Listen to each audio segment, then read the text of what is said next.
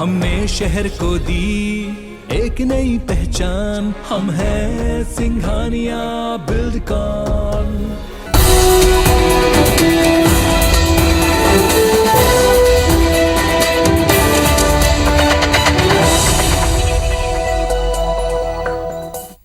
नमस्कार, आप देख रहे हैं ABC 24। मैं हूं आपके साथ राहुल सिन्हा। रात 10 बजे की खबरों में आपका स्वागत है और बुलेटिन में सबसे पहले बात करेंगे अच्छी खबर की जो आपसे जुड़ी हुई है। रायपुर से यह बड़ी खबर मिली है कि रेलवे ने 3 जोड़ी ट्रेन को बहाल कर दिया है। 11 जोड़ी ट्रेन जो रद्द है, ट्रेन में से 3 जोड़ी को बहाल कर दिया। कोरबा अमृतसर कोरबा ट्रेन बहाल कर दी गई है। विशाखापट्टनम निजामुद्दीन विशाखापट्टनम ट्रेन भी बहाल कर दी गई है। इसी तरह सिकंदराबाद रायपुर सिकंदराबाद ट्रेन को बहाल किया गया है। कोयला ढुलाई के लिए ये ट्रेन रद्द कर दी गई थी। 11 जोड़ी ट्रेन, भारी विरोध और प्रदर्शन के बाद इन ट्रेनों को बहाल किया गया है। आज ही मुख्यमंत्री भूपेश बघेल ने रेल मंत्री से फोन पर बातचीत की थी। रद्द ट्रेनों को बहाल करने की मुख्यमंत्री ने मांग की थी। तो एक बड़ी राहत की खबर है क्योंकि बीते 2 दिनों से जो स्थिति बनी हुई थी, लगातार ट्रेनों को रद्द लेने को लेकर और लगातार जो यात्री हैं उनमें एक तरीके से नाराजगी देखने को मिल रही थी। एक बड़ी खबर।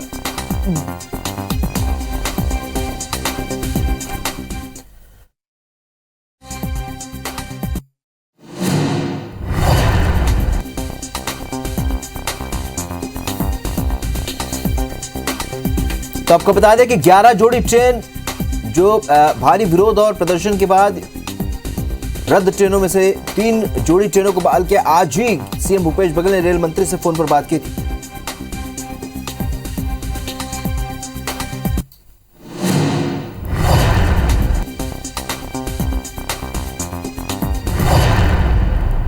तहसीन जैदी हमारे स्टूडियो और सीधे जानकारी के साथ इस वक्त हमारे साथ रायपुर से जुड़ रहे हैं। तहसीन, एक बड़ी और एक राहत देने वाली खबर, आज आप इस वक्त रेलवे स्टेशन पर मौजूद हैं। क्या कुछ प्रतिक्रिया, क्योंकि 3 जोड़ी ट्रेनें जो बहाल हुई हैं उनमें कुछ प्रमुख ट्रेनें भी हैं।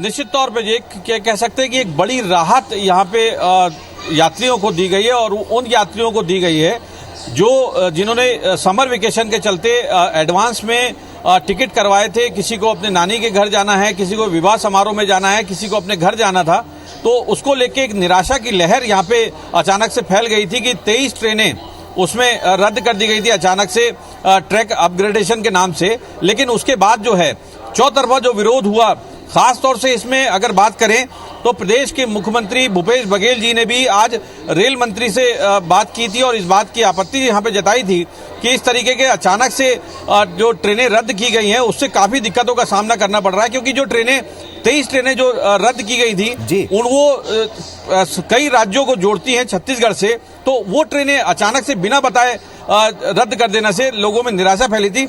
हम यहाँ पे खड़े हैं रायपुर रेलवे स्टेशन पे। हम यहाँ पे बात करने की कोशिश करते हैं कुछ पैसेंजर से।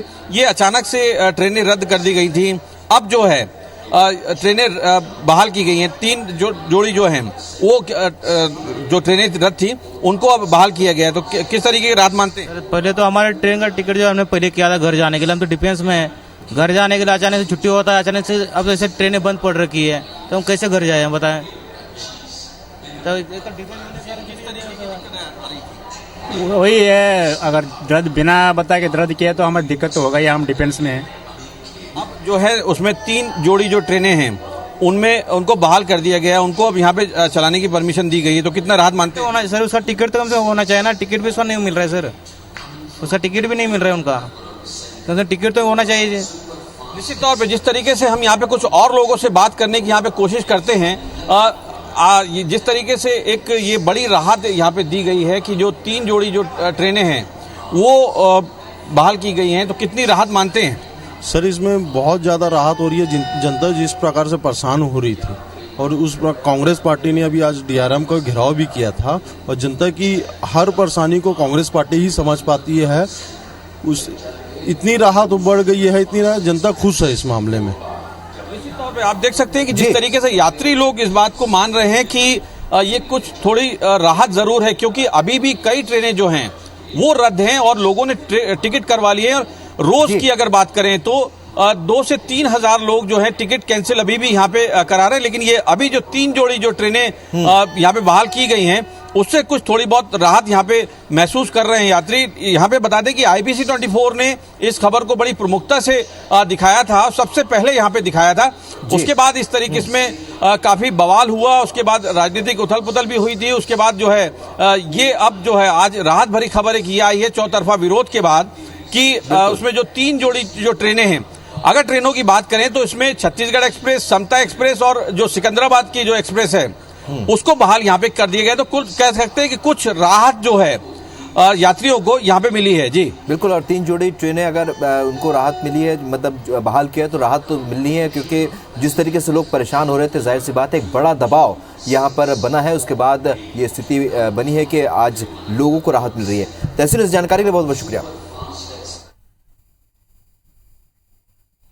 बढ़ते आगे, छत्तीसगढ़ के मुख्यमंत्री भूपेश बघेल ने राजस्व विभाग की समीक्षा बैठक की और बैठक में सीएम ने विवादित नामांतरण और बंटवारे के लंबित राजस्व प्रकरणों के शीघ्र निराकरण के निर्देश दिए। उन्होंने कहा कि जमीन के सीमांकन संबंधित प्रकरणों का 31 मई तक निपटारा करें और साथ ही भू अभिलेखों के दुरुस्तीकरण संबंधित प्रकरणों का विशेष रूप से अभियान चलाकर 2 महीने में निराकृत करें। इसमें नक्शा, बटांकन, अभिलेख दुरुस्तीकरण जैसे लंबित प्रकरण शामिल है। सीएम ने पटवारियों की मुख्यालय पर उपस्थिति सुनिश्चित करने और तहसीलों में रिक्त पदों की भर्ती जल्द करने के भी निर्देश दिए। समीक्षा बैठक के दौरान अधिकारियों ने राजस्व प्रकरणों के निराकरण और राजस्व विभाग की विभिन्न योजनाओं की जानकारी दी है।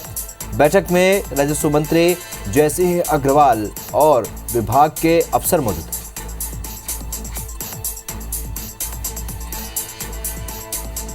पेंडेंसी पहले से चली आ रही थी, उसमें भी काफी मामले निराकृत किए गए थे। ये जरूर है कि कुछ जिलों के कलेक्टर जिन्होंने पूरा ठीक ढंग से ध्यान नहीं दिया गया है, उनको निश्चित तौर पे हमारे विभाग की तरफ से उनको डीओ लेटर जाएगा। बेमेतरा जनपद पंचायत अध्यक्ष के खिलाफ लाया गया अविश्वास प्रस्ताव पारित हो गया है, वहीं उपाध्यक्ष इस अविश्वास प्रस्ताव में बच गए। बेमेतरा जनपद पंचायत अध्यक्ष और उपाध्यक्ष के खिलाफ जनपद पंचायत के सदस्यों ने अविश्वास प्रस्ताव लाया था। इसे लेकर बेमेतरा जनपद पंचायत में अविश्वास प्रस्ताव पर चर्चा हुई और चर्चा के बाद जनपद पंचायत के अध्यक्ष कुमारी बाई जायसवाल के खिलाफ अविश्वास प्रस्ताव पारित हो गया।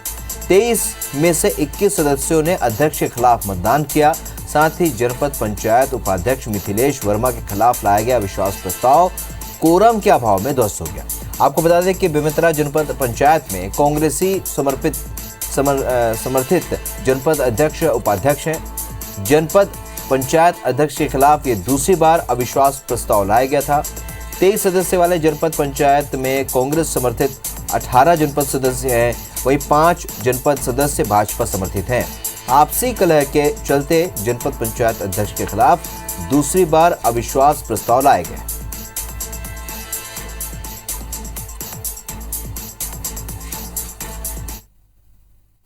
अध्यक्ष के विरुद्ध अविश्वास प्रस्ताव, चूंकि उपस्थित और मतदान करने वाले सदस्यों की संख्या 21 थी, जो अविश्वास प्रस्ताव के लिए आवश्यक मत संख्या होना चाहिए, उसको पूर्ण करने के कारण उनके विरुद्ध अविश्वास प्रस्ताव पारित हुआ। अविश्वास प्रस्ताव उपाध्यक्ष के लिए लाया गया था। मतदान में भाग लेने वाले सदस्यों की संख्या जो अविश्वास प्रस्ताव के लिए आवश्यक है, वो पूर्ण नहीं होने के कारण जनपद पंचायत उपाध्यक्ष के विरुद्ध जो अविश्वास प्रस्ताव है, ध्वस्त हो गया।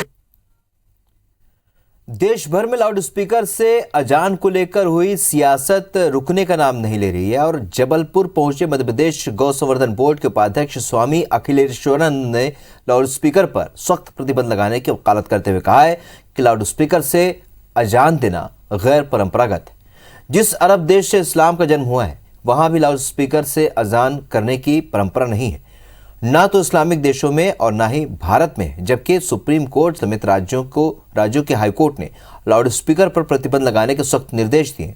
सरकारों को चाहिए कि कोर्ट के उन निर्देशों का पालन करते हुए काम करें, लेकिन वोट के लालच में उसका पालन सरकारें और पार्टियां नहीं करती। जिसको आपकी प्रार्थना से कोई लेना देना नहीं, जिसके शब्द हमको समझ में नहीं आ रहे हैं, आप जबरदस्ती चिल्ला रहे हो सवेरे सवेरे उठ करके, तो आपसे भी तो हम ये उम्मीद करेंगे कि हमारी हनुमान चालीसा आपको कहाँ से समझ में आएगी, हमारी प्रार्थना आपको कहाँ से समझ में आएगी। इसलिए इस पर सख्त प्रतिबंध लगाना चाहिए। मैं इसका समर्थन करता हूँ। मध्य प्रदेश सरकार ने प्राकृतिक खेती को बढ़ावा देने के लिए एक बड़ा फैसला लिया है, जिसके तहत सरकार प्राकृतिक खेती के लिए एक देसी गाय पालने पर किसान को 900 रुपए प्रति माह देगी। यानी कि किसानों को हर साल 10,800 रुपए देने का प्रावधान कर रही है। इसके अलावा प्राकृतिक खेती की किट खरीदने पर 75% की सहायता मिलेगी। साथ ही सरकार ने जैविक खेती को बढ़ावा देने राज्य प्राकृतिक कृषि विकास बोर्ड का भी गठन किया है। आपको बता दें कि मध्य प्रदेश के 1,65,000 किसानों ने प्राकृतिक खेती के लिए रजिस्ट्रेशन करवाया है। शिवराज सरकार गंगा नदी की तर्ज पर मध्य प्रदेश की जीवन रेखा नर्मदा नदी के दोनों किनारों पर प्राकृतिक खेती कराने की तैयारी शुरू कर चुकी है। डीपीआर तैयार हो चुका है। इधर कांग्रेस का कहना है कि इसे पहले एक छोटे इलाके में प्रयोग के तौर पर लागू कर नतीजों के अनुसार नीति बनानी चाहिए। एक देसी गाय प्राकृतिक खेती करने वाले किसान के पास कम से कम होना चाहिए और उसके लिए हमने फैसला किया है कि हम उस किसान को 900 रुपया प्रति मास देंगे, मतलब एक साल में 10,800 रुपया देंगे देसी गाय के लिए। मुख्यमंत्री जी ने जो किसान जैविक खेती के लिए गौ पालन करेंगे 900 रुपए प्रति माह के हिसाब से उनको गौ पालन के लिए मध्य प्रदेश की सरकार उनको राशि देगी। ये एक बहुत ऐतिहासिक कदम है। कोई नवाचार करना है तो प्रयोग के तौर पर इसको किया जाना चाहिए। जो उसके परिणाम आए, जो उसकी उत्पादकता है, उसके आधार पर आगे के फैसले करने चाहिए। केवल ढोल बजाकर तो ये देश की आज जो परिस्थिति है कि हम एक निर्यातक देश हैं, उसको भी नुकसान पहुंचा सकती है। केंद्रीय सामाजिक न्याय एवं अधिकारिता राज्य मंत्री रामदास अठावले ने छत्तीसगढ़ में अपने विभाग की समीक्षा किया और इस दौरान अठावले ने राज्य सरकार पर आरोप लगाते हुए कहा कि वर्तमान में भी छत्तीसगढ़ को पर्याप्त फंड दिया जा रहा है, लेकिन राज्य सरकार की उदासीनता के कारण वो आम जनता तक नहीं पहुंच रहा है। इसके साथ ही अठावले ने छत्तीसगढ़ सरकार पर दलितों की अनदेखी करने का भी आरोप लगाया। केंद्रीय मंत्री का आरोप है कि राज्य के दलितों पर अत्याचार के मामले लगातार बढ़ रहे हैं, जो कि नहीं होना चाहिए। अठावले का कहना है कि राज्य में पिछले 3 सालों में 2600 से भी अधिक केस दलितों पर अत्याचार के सामने हैं। इसलिए उन्होंने सीएम भूपेश बघेल से मांग की है कि वे इस ओर ध्यान दें और दलितों पर अत्याचार करने वालों पर कड़ी कार्रवाई करें। वहीं छत्तीसगढ़ सरकार के मंत्री जयसिंह अग्रवाल ने कहा कि कांग्रेस हमेशा दलितों के हित में काम करती रही है।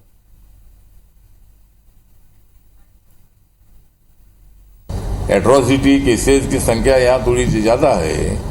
ये 18-19 में 822 केसेस थी, तो ये आंकड़े थोड़े ज्यादा है। माननीय मुख्यमंत्री कांग्रेस की सरकार को मेरा अपील है कि दलितों पर होने वाले अत्याचार को रोकने की कोशिश आपके सरकार के माध्यम से होनी चाहिए। सरकार हमारी आई है, उसमें दलितों का भी बहुत बड़ा योगदान है। आपने देखा होगा कि 7 विधायक हमारे चुन के आए हैं, तो इस बात से मैं सहमत नहीं हूं। और दलितों के हित में सदैव कांग्रेस पार्टी ने, जब भी हमारी केंद्र में सरकार रही या राज्य में सरकारें रही हैं, हमेशा उनके हितों का ख्याल किया है। कोरोना से मौत होने पर प्रभावित परिजनों को 50,000 मुआवजे का प्रावधान सरकार की ओर से रखा गया है, लेकिन रायपुर में लंबे समय से पीड़ित परिजनों को मुआवजा नहीं मिल रहा है। लोग महीनों से कलेक्ट्रेट और तहसील दफ्तर का चक्कर काट रहे हैं। तहसील में मौजूद अधिकारी कभी फंड तो कभी इसे शासन स्तर का मामला बताकर लोगों को वापस भेज रहे हैं। कोरोना के कारण अपने को खोने वाले तहसील पहुंचे कुछ परिजनों ने बताया कि उन्होंने कर्ज लेकर परिजन का इलाज कराया था। शासन की घोषणा के बाद उम्मीद बंधी थी, लेकिन 7-8 महीनों से लोग सरकारी दफ्तरों के चक्कर काट रहे हैं। इनमें कई ऐसे लोग भी हैं जो मूल निवासी दूसरे जिले के हैं, लेकिन उनकी मौत रायपुर में हुई है। उनके आवेदन भी तकनीकी कारणों से लंबित पड़े। कोविड का मुआवजा का सुप्रीम कोर्ट का आदेश था, 7 महीने हो गए आदेश दिए, अभी तक सरकारी ऑफिस में सिर्फ हम लोग चक्कर बस काट रहे हैं। पैसा 50,000 रुपये मुआवजा दिया जाएगा बोला। यहाँ पर बोलते हैं कलेक्ट्रेट जाओ, यहाँ फिर कलेक्ट्रेट में बोलते हैं तहसील जाओ। हम लोग सिर्फ घूमना ही घूमना हो रहा है यहाँ कि इस नंबर के ऑफिस में चले जाओ, वहाँ जाके पता करो तो मैडम बोलती है, सर बोलते हैं कि हमारे पास बजट नहीं है, बजट नहीं मिला हमको, बजट था वो ख़त्म हो गया है।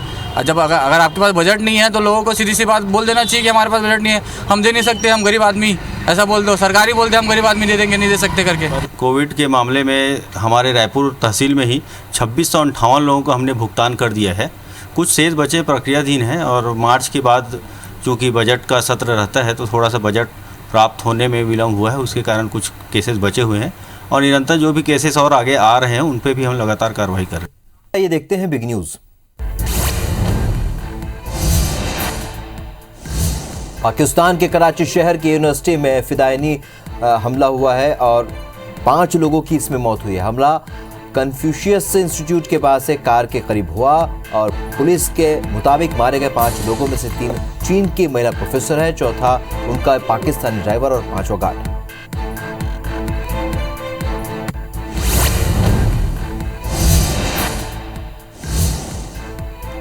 तो आपको बता दें कि पाकिस्तान के कराची शहर में यह हमला हुआ था और बढ़ते आगे प्रशांत किशोर के कांग्रेस में शामिल नहीं होंगे और नेता रणदीप सुरजेवाला ने इसके बारे में बताया कि एम्पावर्ड एक्शन ग्रुप 2024 का गठन किया है और आमंत्रित किया गया है प्रशांत किशोर को, लेकिन उन्होंने मना कर दिया। हम पार्टी को दिए गए उनके प्रयासों और सुझावों की सराहना करते हैं।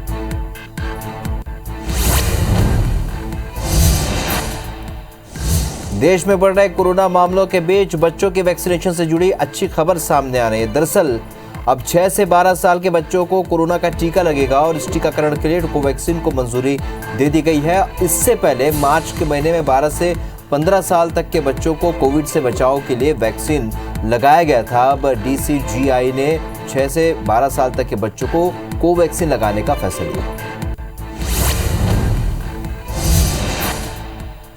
सुप्रीम कोर्ट में जम्मू कश्मीर से आर्टिकल 370 निरस्त किए जाने के खिलाफ याचिकाओं पर जुलाई में सुनवाई हो सकती है। आर्टिकल 370 हटाने के सरकार के फैसले को चुनौती देने वाली याचिकाओं पर जल्द सुनवाई की मांग की गई थी। इस पर भारत के चीफ जस्टिस ने कहा कि वो सुनवाई के लिए जुलाई में 5 जजों की बेंच का गठन करने की कोशिश करें।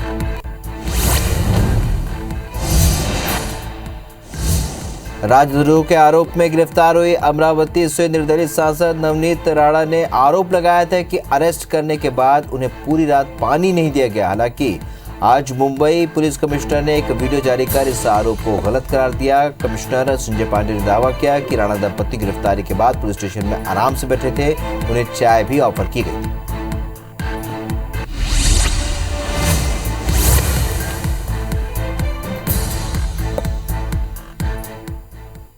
कुछ और खबरें विस्तार से। नारायणपुर जिले में एक बार फिर धर्मांतरण को लेकर जनजाति वर्ग के आदिवासी विरोध करते नजर आ रहे हैं। जिले के सैकड़ों गांव के हजारों ग्रामीणों ने अपना विरोध जताया और नारायणपुर हाई स्कूल ग्राउंड में आयोजित विशाल जनजाति महासम्मेलन में हिस्सा लिया।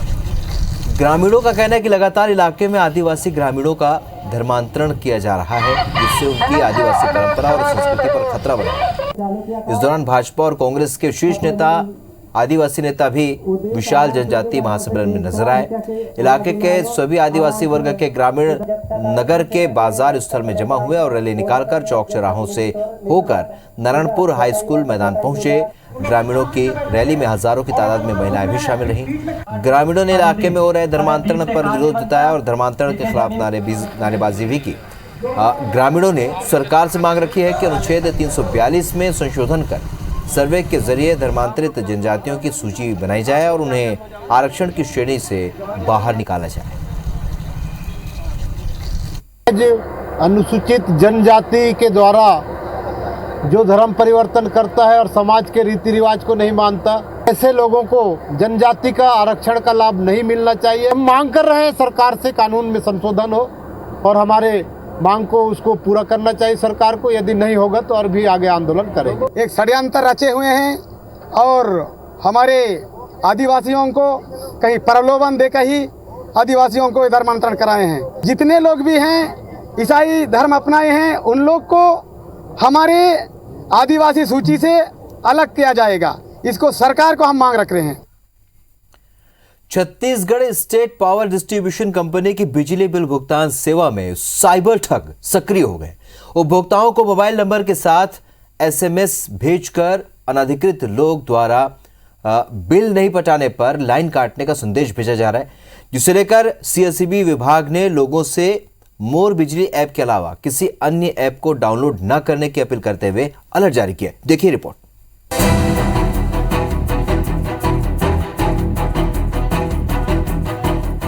शातिर साइबर ठगों ने ठगी का ऐसा जाल बिछाया है कि बस आपने एक चूक की और हो जाएगा आपका अकाउंट खाली। पहले वो आपके नंबर पर फोन करते हैं और आपको ऐप डाउनलोड करने के लिए कहते हैं और फिर आप हो जाते हैं उनका शिकार।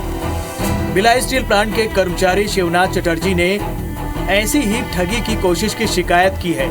शिकायत के मुताबिक ठग ने मैसेज भेजकर ठगने की कोशिश की, जिसकी शिकायत पीड़ित ने बिजली दफ्तर जाकर की है। शिकायत को सीएसईबी ने गंभीरता से लिया है, जिसके बाद कंपनी प्रबंधन ने ठगी की आशंका जताते हुए उपभोक्ताओं को सावधान रहने की सलाह दी है। दरअसल 2-3 दिनों से शहर के कई इलाकों के उपभोक्ताओं को मोबाइल पर बिल भुगतान के संबंध में मैसेज मिले हैं। मैसेज में मोबाइल नंबर दिया गया है। मैसेज देखकर जब कुछ उपभोक्ताओं ने अधिकारियों से संपर्क कर सच्चाई जाननी चाहिए, तो ठगी की आशंका का पता चला। आपको अपडेट करना पड़ेगा, जो लिंक है वो अपडेट करना पड़ेगा, तो ऑटोमेटिक ठीक हो जाए। आप पटाएं, ठीक है, इसका मतलब। तो मैं बोला अपडेट करने के लिए क्या करना पड़ेगा, तो उन्होंने ये बोला मेरे को आप प्ले स्टोर में जाइए और QS क्विक सर्विस लिख दीजिए, QS ऑटोमेटिक हो जाएगा। मैं बोला भाई मेरे को तो सब आता नहीं है, मैं थोड़ी देर बाद में करता हूँ। नहीं वो 2 मिनट लगेगा, आप ऑनलाइन फ़ोन पे रहिए, मैं आपको बता दूँ कैसे। कंपनी प्रबंधन के मुताबिक कंपनी के संज्ञान में आया है कि उपभोक्ताओं को अनाधिकृत लोगों द्वारा बिजली बिल नहीं पटाने पर लाइन काटने का SMS भेजकर धोखाधड़ी करने की कोशिश की जा रही है। कंपनी ने सलाह दी है कि ऐसे अनाधिकृत SMS की पहचान कर सतर्क रहें। इनके भेजे लिंक पर क्लिक न करें। CSPDCL कंपनी की ओर से बिजली उपभोक्ताओं को सूचनार्थ भेजे जाने वाले अधिकृत SMS हमेशा CSPDCL सेंडर ID के साथ भेजे जाते हैं। इसके अलावा कंपनी के टोल फ्री नंबर 1912 पर संपर्क कर अपने संदेह का समाधान कर सकते हैं। आपकी यदि बिजली बिल आपने नहीं पटाया, आज रात को लाइन कट जाएगा, और उसने उसका एक लिंक डाउनलोड करने के लिए उसमें लिखा गया था। अधिकारियों ने उनसे बात की, उनसे पता किया, तो बोले साहब एक मैसेज आया है और उस मैसेज में इस प्रकार से लिखा है। हम लोगों ने तत्काल उसको कहा कि आपको कोई भी लिंक डाउनलोड करने की ज़रूरत नहीं है, हमारा ऑफिशियल जो ऐप है वो मोर बिजली ऐप है। हालांकि शिवनाथ चटर्जी अपनी सूझबूझ से शातिर ठगों का शिकार होने से बच गए। IBC 24 भी प्रदेश के लोगों से अपील करता है कि अनचाहे लिंक और फोन कॉल को ध्यान न दे, क्योंकि सावधानी में ही सुरक्षा है। IBC 24 भी प्रदेश के लोगों से इस बात की अपील करता है कि इन साइबर ठगों द्वारा भेजे गए किसी भी तरह के लिंक को डाउनलोड ना करके साइबर ठगी से बचा जा सकता है। कैमरामैन नरेंद्र मार्कंडे के साथ तहसीन जैदी, IBC 24 रायपुर। उस बुलेटिन में फिलहाल इतने, लेकिन ताज़ा अपडेट के लिए आप बने रहिए IBC 24 के साथ। नमस्कार।